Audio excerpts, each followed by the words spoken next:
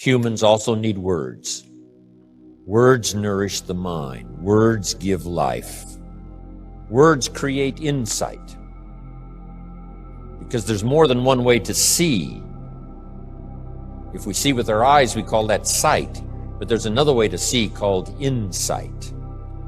That's why we come, gather for a couple of days, attend the classes, go to the training, read the books, do all the stuff, is to develop more insight, letting our mind be nourished to think, ponder, and wonder, and conceive ideas, projects, purpose, give structure to something for the future, whether it's better health or better career, better future.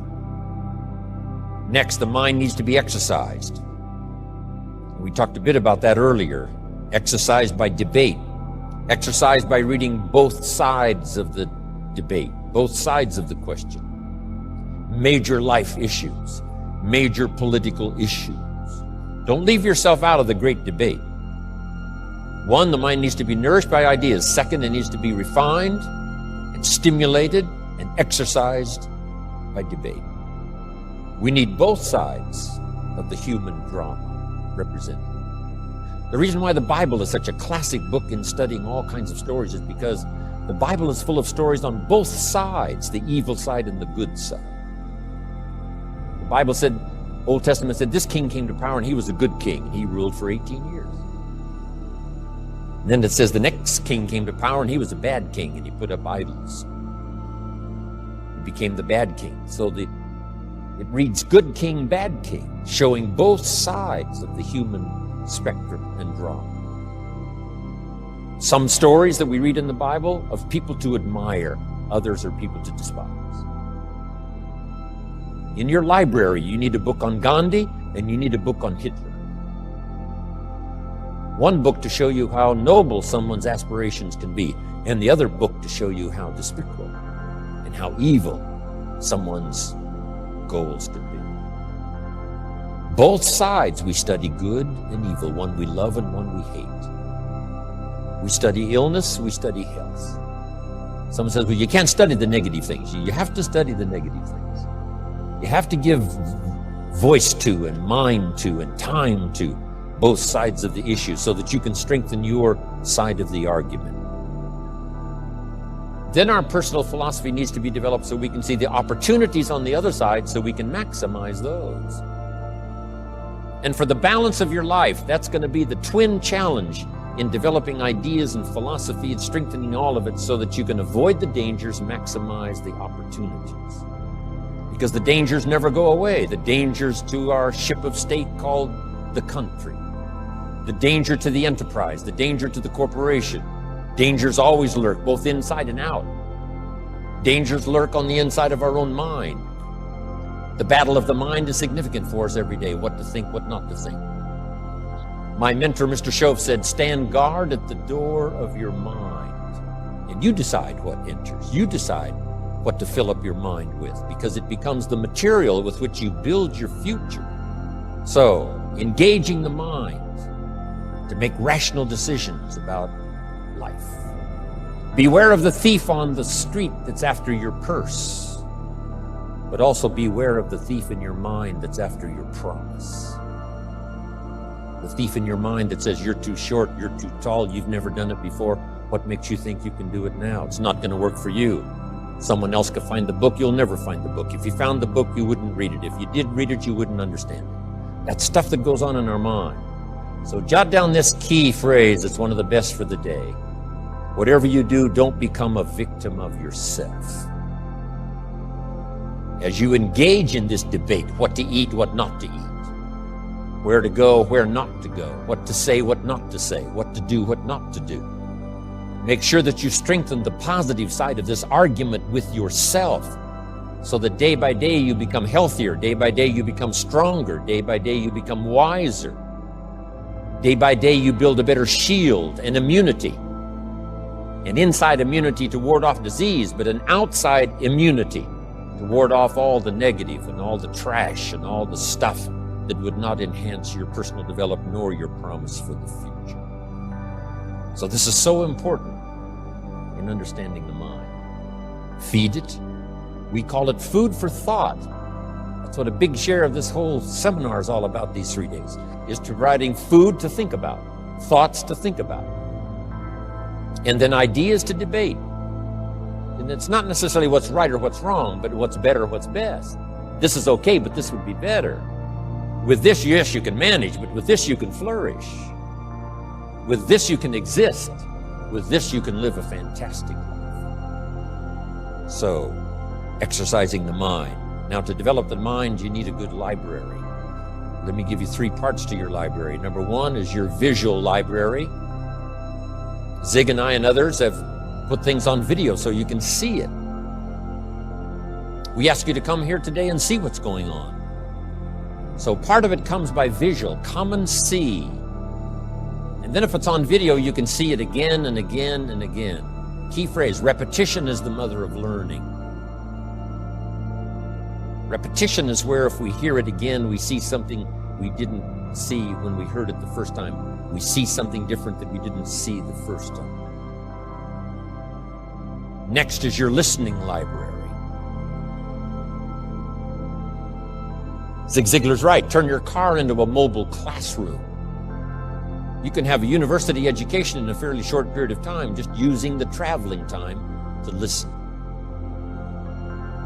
Key phrase is to listen to voices of value.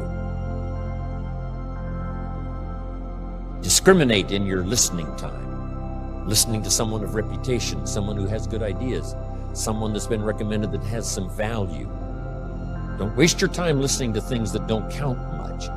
Hey, there's some things that are not worth spending the time. You know, they create more poison than they do benefit. So be careful. If somebody says to me, these eggs are rotten, I'm not going to make an omelet and try it. I'm going to take their word for it. So feed the mind, exercise the mind, and build your library. Make this note, you cannot live on mental candy. Just like you can't feed your children ice cream all the time and hope that they will be healthy. So you cannot live on mental candy. Someone says, well, I just read the positive stuff. That's not enough. And the reason is because you need to know both sides of the issue. So start your library like I did, age 25. I mentioned in another seminar, haven't read everything in my library, but I feel smarter just walking in it, right? Smart enough to buy it. Now I got to be smart enough to read it all. Then I got to be smart enough to sort through and decide what's valuable. So make that the next part now. In part of personal development for the mind, you got to sort through what you read, what you see, and what you hear, and decide which of all of that is valuable for you to try and do and master. This is where being a student comes in. Not a follower, but a student. You read one book on good health and it says, do what this book says, you'll live forever. You read the next book on health and nutrition, and it says, if you do what that first book says, you'll die young. So someone says to me, Mr. Rohn, which of these books should I follow? Jot this down. Neither one. Don't be a follower. Read both books and make up your own mind. Here's what's important in the final analysis. One of the best phrases for the day, make sure what you finally do is the product of your own conclusion. Make sure what you finally do is the product of your own conclusion. Meaning you don't just follow, but you listen to both sides of the argument. You listen to the controversy. You try to master the points on both sides or 3 sides or whatever. Then you start charting your own course. It doesn't say you'll make always the right decision on what course to take or what to do. You can refine as you go. But make sure that what you do is the product of your own conclusions. Conclusions from the debate. Conclusion from what makes the best sense to you to try. Now, jot this down. Also give yourself a chance to change. Some things I held on to that I thought this was it. I'm telling you, after a while I gave it up, found out it wasn't it. So give yourself a chance to change. Refine your philosophy. Refine your direction. If you'll give yourself a chance to do that, here's what will happen down the road a ways. A new door will open that you haven't discovered before. Give yourself a chance to change. Reevaluate. So let your library be a testimonial of your dedicated interest in accelerated personal development, that you will read whatever you have to read, you will hear whatever you must hear, and you will watch and see whatever you must see in order to make your life refined and worthwhile and achieve all of your purposes. It takes a lot of effort to learn. It takes a lot of effort to grow. It takes a lot of effort to decide and debate. But jot this down. It's all worth the price. Now, it's also very important intellectually to know whether or not you're headed this way or this way. And once you decide, 10 years from now, I think that the gathering of my intellectual and personal and spiritual and moral and economic treasure may not be that great. The key is to start right now making these changes to walk this new road. But here's what's exciting to me. Just a few daily disciplines makes a great deal of difference in 1 year, 3 years, 5 years. Just a few daily disciplines. And that's what I'd like to talk about in this series, just these few daily disciplines that make the difference, whether you wind up here or here. Good question. 10 years from now, you will surely arrive. The question is, where? We don't want to kid ourselves about where. We don't want to kid ourselves about the road we're walking. I had a day shortly after I met Mr. Schoaf called Do Not Kid Myself Anymore Day. I don't want to go disillusioned anymore. You know, I was using the cross-finger theory back when I was 25, 24, 23. I finally decided that the cross-finger theory was not going to get me what I wanted. That isn't where the treasure lies. That I'm going to have to make sure which of these ways I'm headed. But a few reading disciplines and a few disciplines of mind and a few disciplines of activity, and you can make all the difference in the world whether you wind up here or whether you wind up here. But just a few changes. Sometimes we get the idea that we're doing about 10% and there's about 90% more that we need in order to make the difference for our fortune. And probably the opposite is true, right? We're doing enough things to have arrived here today. We're doing enough things to have bought and shared in the good life so far. And maybe all you need is that extra 5%, 10% of intellectual change, activity change, a refinement of discipline, a refinement of thought. And all we need is the ideas to make those simple changes, and the equity starts gathering in 1 year, 3 years, 5 years, 10 years. I have a good comment for your notes. Now's the time to fix the next 10 years. Now's the time to fix it. Now, sometimes you have to come to grips with reality and with truth. That's what was good for me when I met Mr. Schoaf. I was 25 years old. He was 44 years old. And he brought me a wealth of experience, and he started asking me the tough questions. Big question, he said, are you reading the books that's going to take you where you want to go in the next 5 years? Excellent question. So you want to make sure. I would assume for all of you, to get where you want to be in the next 5 years, you're either reading the right books or you're not. That's kind of a brilliant statement, right? You're either engaged in the disciplines or you're not. But here's what we don't want to engage in. Disillusion, right? Hoping without acting. You know, wishing without doing. So the key is to take a look and say, where am I? What could I do to make the changes, to make sure that I can take more certain daily steps toward the treasure I want, the mental treasure, the personal treasure, the spiritual treasure, the financial treasure. I don't want to make any errors. Now's the time to adjust my daily program to take me where I want to go. A good note for you to take. We could all use a little coaching. When you're playing the game, it's sometimes hard to see it all. And if you just take a breather, take a little time out.